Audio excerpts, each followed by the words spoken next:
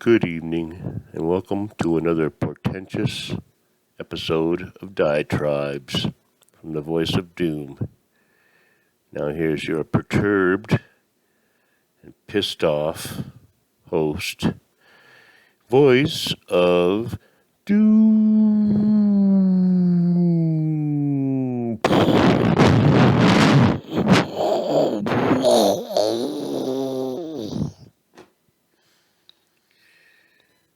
Pissed off, yep. Everything's wrong, and the macrocosm, it's all out of whack. And I'm at fault. I did it all. So I will confess. And I don't even have anything to drink. So I have to put the mic down and I'll be right back.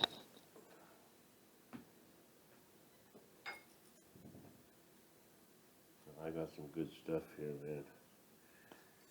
Really high quality bourbon here. It was distilled in plastic casks, so it has a really good flavor to it. But I need something because,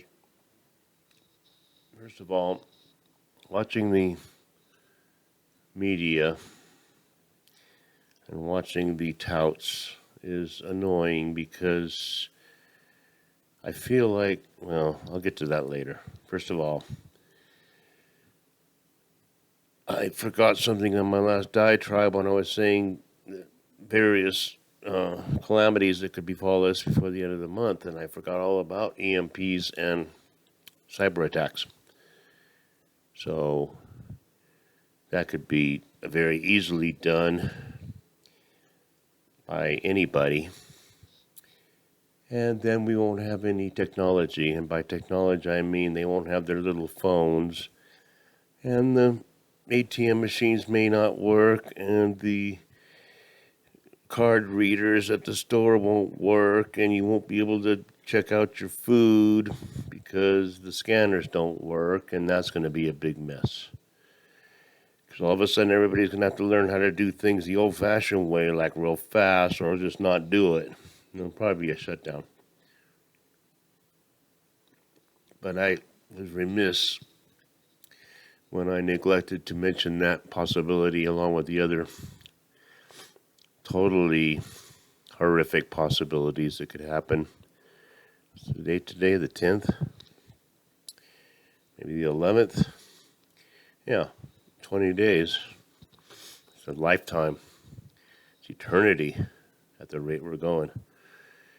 Now, I want to just kind of recap where we're at in the world. We got madmen in charge of every country. Insane people in charge of every country. That's really a good feeling. We have an insane person in Russia, or the Russian Federation, or whatever they have to call themselves this month. We have a totally insane madman in China. And we have a demented, senile old fool, corrupt to the bone in America. And then we have a compliant media that's hiding everything from us as best they can, and they can't do it anymore. So, I'm watching the news, and the news is pretty much the same. They're treating this war like a football game. And they're saying, well, Russia should do that, or why don't they do this, or why don't they take their tanks and do this? Why are they doing it this way? They're really fucking... I mean, I don't know whose side anybody's on. They just want to look at the damn war and say, why don't they do it this way? It'd be even better. They've already been guilty of atrocities, out and out, prima facie atrocities. You just don't bomb hospitals just out of malice. And who knows if they're hospitals? Yeah, they're probably hospitals, but what's down in the basement? We don't really know, do we? There could be all kinds of things down there. So we don't know anything. They're talking about Ukraine doing biological experiments with whatever, bio warfare. And they say, no, they're not. Yes, they are. No, they're not. Okay, we're in a mess. Now, here is how I see it. If there's any hope of a peaceful resolution, which will be very temporary, Zelensky is going to say, I don't want to see my country destroyed, so let's talk. Okay, I'll give you Crimea. I'll give you Donbass, or whatever the hell it is. I'll give you the other province, the breakaway province, even if they don't want to go. I mean, all right, take it. And then I will never agree to join that notorious organization known as NATO. And that should make everything all better. And I'm thinking Sudetenland. And if you don't know your homework, you should look it up. Because they thought, and Schicklgruber said to their face after they signed it on paper, an agreement saying, I want the German-speaking territories of Czechoslovakia because it used to be part of the older whatever the hell, Prussia, I don't give a shit. And they want to be part of Germany. Okay, fine. Just don't do anything else. Okay, I won't. And we see what happened after that. It wasn't even more than a few months. And he went back on his word and took Czechoslovakia and then worked up a pretext to attack Poland. And to his dismay, Western Europe actually decided to step up and say, we are at war with you now, which he didn't want. He thought he'd be able to take it. So you see what will happen. It's very obvious because history repeats itself over and over again, trillions of years. So there's going to be an agreement and there will be peace. And I really don't see why they should waste their time, because already what's happening is atrocities. He's a war criminal. What, he's going to go back and say, okay, we made an agreement, now we're just all going to go back to our countries. And, think about this for a second. When Schicklgruber, first of all, he had the people on his side. He was, he was a demigod. He had enthralled these people into thinking that he was invincible, okay? Because they were ready for that. They wanted that. They wanted to feel good about themselves. And if it took totalitarian violence to do it, then so be it. And there's order. But this madman Vlad doesn't have that kind of a backing by his population, and he doesn't have the economy to do it either. Schicklgruber had built up Germany and gotten it into a position where they had a very strong military and did their blitzkriegs. Look, I don't want to have to go through every single detail. Why should I do that? It's happening all over. Look at what's happening now, and you can see what happened back then. Except that this Vlad Mad does not have the economy or even the resources to do what he wants to do, because there's new weapons now, and they're just shooting things down, and they're blowing things up with the technology. And I don't know if Mad actually counted on that. I don't know what he was counting on, but obviously it was miscalculations, wasn't there? And what's going to happen